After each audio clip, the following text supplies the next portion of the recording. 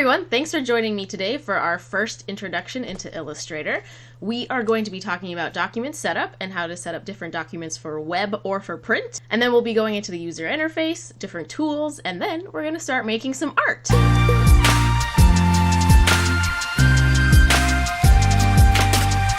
So to begin, we're going to open up Illustrator, which I already have open. For those of you who are brand new to Illustrator and are just starting out using the Adobe products, you can always download a trial version that is up to 30 days.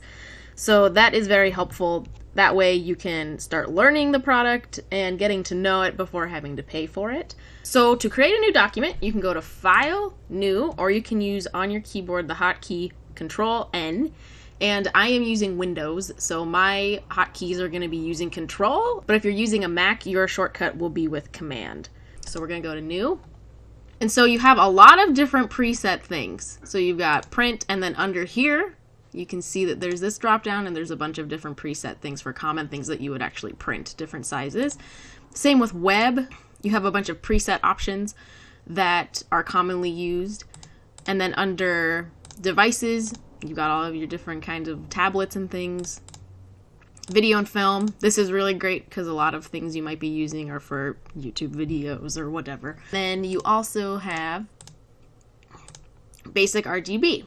And then, of course, you can create a custom document. While you're creating your document, there are some basic things you'll want to pay attention to. Most likely, you're going to be setting up your project for either print or web. For your artwork to look beautiful for these different mediums, you'll need to check the color mode as well as the resolution for the best results. So right here, you can check your color mode, CMYK or RGB. And color mode will dramatically affect how colors are displayed on your screen or after being printed. So if your project is going to be printed, you'll want to use CMYK color mode right here. CMYK stands for cyan, magenta, yellow, and black. These inks are what a printer uses to create color images. RGB color mode is what you'll use for images intended for screens. RGB stands for red, green, and blue, and these colors are combined to create the colors that are displayed on your screen. So when you're setting up your document, the other thing you'll need to double check besides color mode is your pixels per inch or dots per inch, and that is your resolution, which you can see right here. And you can see PPI, pixels per inch. For print resolution, the standard is 300 dpi, and for screens, the standard is 72 dpi. Of course, you should always check the requirements for the project you're making so you can get the results you're looking for. You might be making a document for screen that has a higher resolution than 72. If you provide a 72 ppi image, it might look kind of pixelated and chunky on a screen that has a higher resolution than that. You know, look at the device you are intending this for and check the different requirements for that. I'm actually going to set up my document for print because I want to be able to print this at home. And so I'm actually going to go into the preset print option, and I'm going to keep it at letter so I can print it on normal paper. I personally like using inches, and you can change your different units right here. And then I'm going to have it landscape. And so you have your different orientation right here. This is portrait, and then this is landscape. Now, bleed is important if you are going to be taking a document to a printer that's going to be cut. So if you are taking business cards to the printer and they're going to have to cut those business cards out, a bleed is really helpful so that you don't get like little white borders all around your document, but you get like a solid blue or something like that. And so generally it starts off at 1/8 of an inch. And that's usually what I keep things at. But since I'm just going to be printing this at home and I'm not going to cut it out of the paper, I'm just going to leave the bleed at 0. Since we're setting this up for print, it's in CMYK, which is perfect, and it's in 300 resolution. Perfect. So I'm just going to title this Punny Poster. Peaster. Punny Poster. I'm in the habit of using underscores, but I don't think that's a requirement that still exists. I've just always done that. I mean, it's a little boring note for you. All right, so here is our document. So this is the beautiful, beautiful user interface. Illustrator is my favorite. I'm a little bit biased because I love vector artwork. And when I say vector artwork, what that means is that Illustrator mathematically calculates the paths that you create. And so that means however much you scale up or scale down, your artwork is always going to be crisp and clean. To learn more about Photoshop versus Illustrator, pixels versus vector-based artwork, you can check out this video. All right, so first things I always do is I go to File, Save, Control S, Command S, and I will save this just so that I do not lose it. So I'm just going to save it here. That's perfect. This is the Illustrator user interface. It is completely customizable. So like if I didn't want this here, I can drag it over here. If I don't like this here, I can drag it over here. I can open things up and drag things around. If you like something the way it is, you can go to Workspace and you can say New Workspace. So like I'll call this Sarah's Toot Space. And I could say, cool, I love that. That's going to be my default. And then if you don't like that, they have a bunch of different options. So automation does, it kind of lays, it's kind of generally the same. You got your toolbar over here, you got your document panel up here, you have your panels of tools over here. Now say I drag this all around, or your dog walks on your keyboard and weird things happen. That's happened where my dog has just walked over everything. Weird stuff happens. You can always go to Window, Workspace, and then you can go to Reset, and it'll reset whatever you were clicked on before. And what this will do is it will bring everything back to normal. I just have to drag this back up to be part of there. What's great on Macs, which I kind of miss in here, is that this help bar does not just let you type things in, but on a Mac you can usually type in something you're searching for, and then it like directs you exactly to where you need to go. So that is a very good tool that I would use if you guys have a Mac. So over here on the left, this is our toolbar. And if you hover over each tool, it tells you what its name is and then its hotkey. Very, very helpful. I cannot talk about hotkeys enough and how much I love them, because they will save you so much time instead of like, okay, I'm working on here. I'm going to click over here. I'm going to, no, you're just like, ooh, W, V, A, M, control. It's great. You will also see that there's this itty bitty triangle on some of these. That means if you click and hold, there's going to be more options that you can go to on those. So like the pen tool, you have a few different options under there, and it gives you their hotkeys. Beautiful hotkeys. More options. And these are all great fun things that you get to experiment with. Now what this is over here is this tells you the fill of your artwork and the stroke. So the fill is everything inside of a path that you make, and the stroke is something that is along the path. So a quick example, I'm going to use the star tool. So what I'm doing right now is I'm using the star tool and I'm holding down spacebar, and that allows me to place it wherever I want. So as you can see, it has this black stroke. So if I were to click on it, whatever is on top is what you're affecting. So if I wanted to affect the stroke, I would click on the stroke to bring that forward, double click, and then you can adjust your color. So say you want to adjust the stroke. You would go up here to your control panel. That's what this is called. And this is what gives you all the information for the artwork and the tool that you were using. So this gives me my fill color. And so down here I can choose from like preset colors they have. Same as fill or stroke, preset colors. This is where you can say, I don't want a stroke. And you'd click that crossed out bar. Or you can say, I want this color and I don't want to fill. And then right here is very fun. This is where you get different angles for your stroke paths. And then you can do a dashed line. So as you can see, it created a dashed line when I clicked that. If you unclick, it goes back to normal. This is great, this align stroke, because this will create the stroke on the outside of the path, the inside of the path, or just centered on the path. And then here you can go up, you can drop down to get custom sizes, Or of course you can type in different sizes. So here you can change how your stroke looks using these fun different brush presets.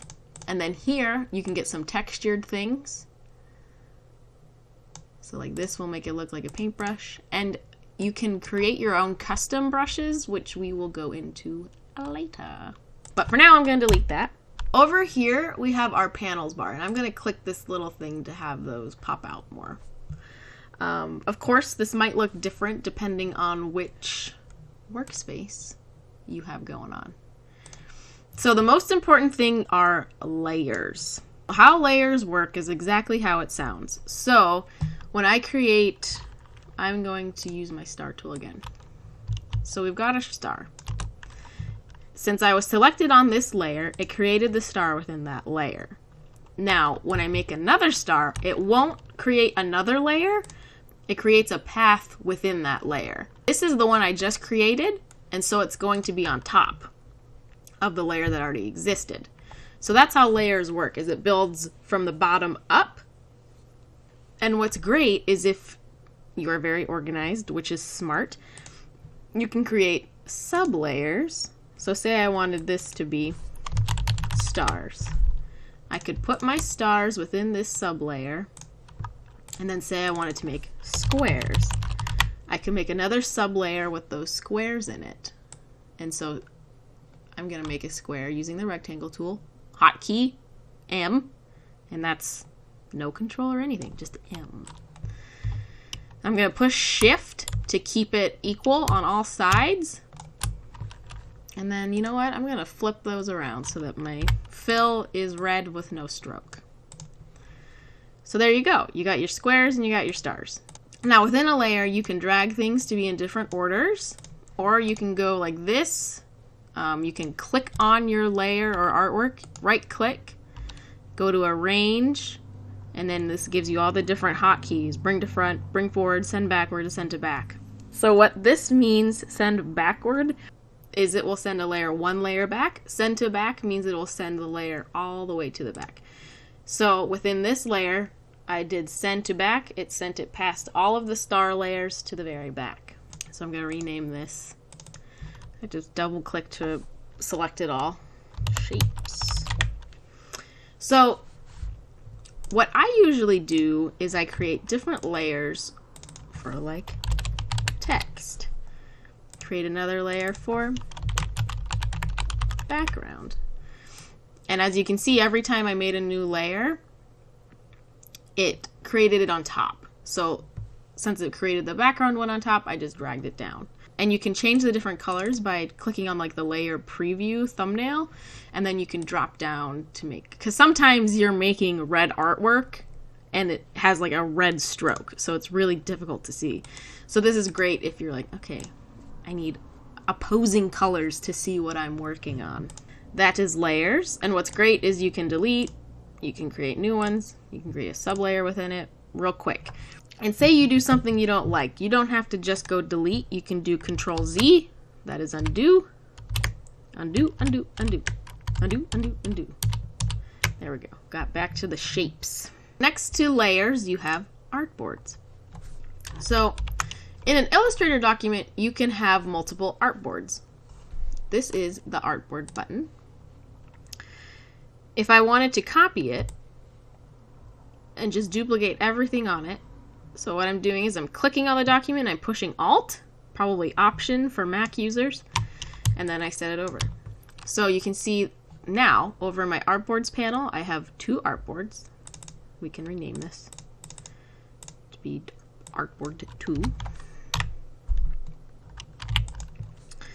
And I'm going to zoom in and out, I use Control and then minus symbol, plus symbol.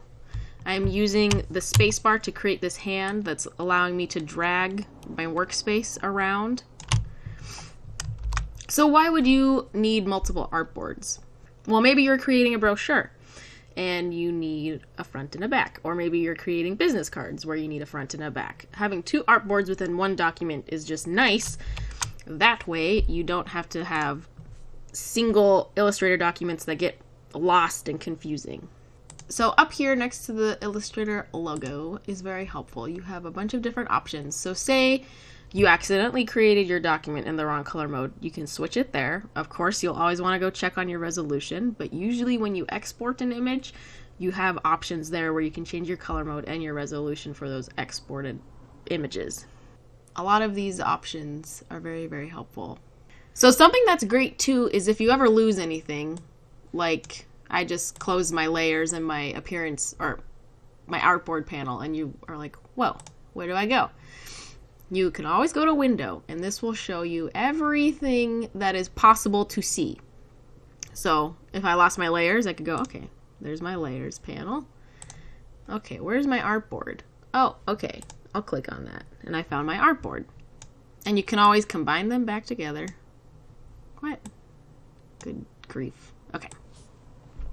And then you can stick it back over here. I'm going to delete this artboard and I'm going to delete this artwork. Over here, you're going to be finding a lot of things that are helpful. So say I click on this and I go to Appearance. This tells me what is going on with this shape. I can add things. I can add another stroke. I can add another fill to it. I can add effects to it. If you click down, it can tell you different things like, okay, this is my color mode. This is my transparency. Same thing with fill. So appearance is helpful if you need to add effects or if you need to see what's going on. You can always kind of see this stuff up here and on the side too. Now say you wanted to select everything to delete. You can always, drag everything and then delete, or you can do Control A and that will select all of your artwork. So let's go over some tools and what they are used for. Your selection tool is your arrow. And the hotkey for that is V. This helps you select things so you can move them around like I'm doing very well. And I'm going to Control Z to move everything back. This is your direct selection tool. This is A. What this does is it lets you, and I'm doing Control plus to get up close and I'm using the spacebar to drag things around. What this does is you can see that each of these shapes are created of little paths. Yeah, we need to change the color of this, huh? Boop, boop. Let's change that to magenta. Is that going to be better? Yeah, it's a little better. So you can see that this path is made up of all of these little dots, and that just tells the path where to go. And those are called anchor points. So if you want to move an anchor point, or edit it, you can grab it with the direct selection tool. So now my square is going to get real funky looking. Now if you want to just go to where your artboard fits, that's Control 0. So I'm going to push V to go back to my selection tool. Now if you click down here, you can see Group Selection Tool. And this allows you to grab all the anchor points at once. And this is helpful if you have a shape that has a lot of compound shapes within it and you just want to grab one path.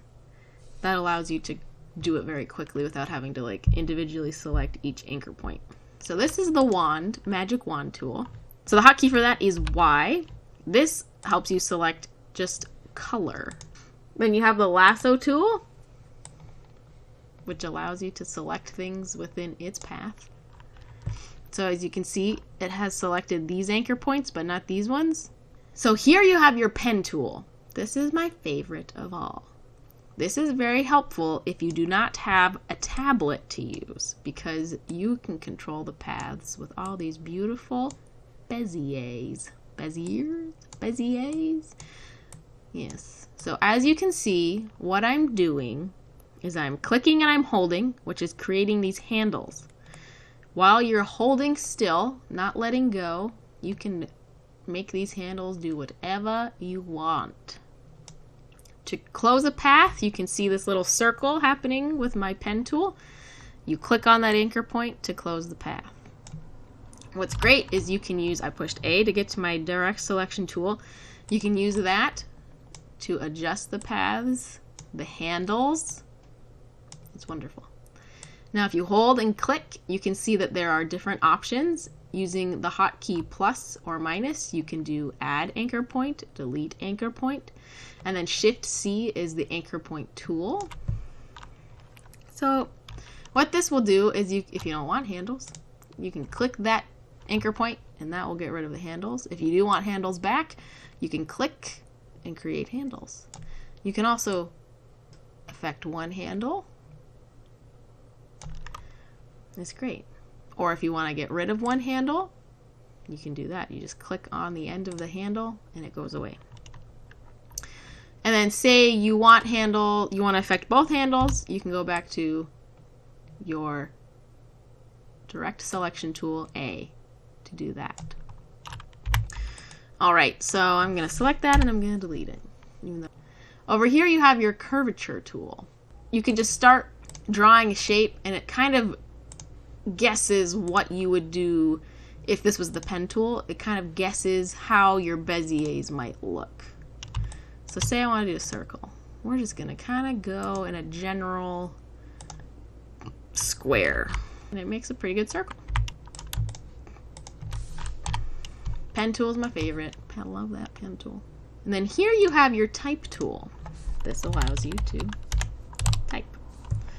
Now I'm going to do Control A. That will select all of my letters so that I can go edit them. I'm going to use Cool Vetica from Defont. And then you can go here and you can adjust your size, and of course you can do custom. This is looking lovely. Now you can see that the star is covering it. That's why there is a line on top of it. And then under here you have a bunch of really fun tools. One of my favorite ones is Touch Type. What this does is it allows you to individually move letters. So I use this a lot in SciShow Kids because we wanted it to look like fun and kiddie. So we would individually move letters for like the thumbnails and stuff. Lots of fun stuff in there. And then here you have a line tool. So for the line tool, you can drag and drop, or you can click once and it gives you all of these different options. And as you can see, there's no information. There's no fill or stroke. That's why we're not seeing it after I'm clicking on it. So I'm just going to go in and do that, and then you can kind of see it. And the nice thing is if you lose your artwork, you can do Select All to find where the heck you put it. Or of course, if you go over it, you can see it too. Now something that's great. So like say I want this line. Where's my other line? And this line. I can do Shift with the Direct Select tool and it'll select both of them. And then I can use the eyedropper tool and it will duplicate whatever you click to eyedrop. So this would be just black fill because that's the fill for the thing. So that's why you can't see anything, because this doesn't have anything to fill. It is just a line. So I'm going to use the purple. Or is it blue? Sometimes people argue about blue or purple. I can't really tell if it's blue or purple. Paintbrush tool. This is very, very fun, and it is kind of easier if you have a tablet, but this is me using a mouse. And you're still getting some fun things going on. Now my default for this tool is set to have that cool brush going on, but you can always change it to be like an angled brush. Here we go. Kind of gives it some more dimension, makes it look really pretty. Alright, this is looking pretty great. I'm gonna do a few more tools. So here we have the rectangle tool. If you hold and click, you have all these other options. Now, let me show you a fun thing with the star tool. I'm going to delete this. We're going to have a fresh start. Okay, back to Control 0 to have it fit. Back to our star tool. I'm holding and clicking. I am now pushing the spacebar to move it down to a place where I like it. While I'm holding and clicking, I can push the up arrow to create more points of the star. Less points is the down arrow. Alright, so we have our shape tool. We talked about the paintbrush. Right here we have our shaper tool. It used to just be the pencil tool. Shift N will give you the shaper tool. The shaper tool allows you to make kind of a general shape, and then it creates a nice shape for you. So like, I'm drawing a really bad square, and then it turns it into a square. This is a circle, and then it makes it a pretty circle. I don't know if it'll do a star, but we'll try a star. And I was like, delete that. I guess if you go like this, that means it will delete it, which is cool. I'm gonna do select all and delete. I'm gonna go down and get the pencil tool, which is also N. So here's the pencil tool. You can make these pretty paths. When that little circle shows up, as you can see, it's not right on the stroke, but that means it will end the path for you. That means it doesn't have a bunch of messy paths with weird open endings. Now, if you double click on any of the tools, it kind of gives you more options for it.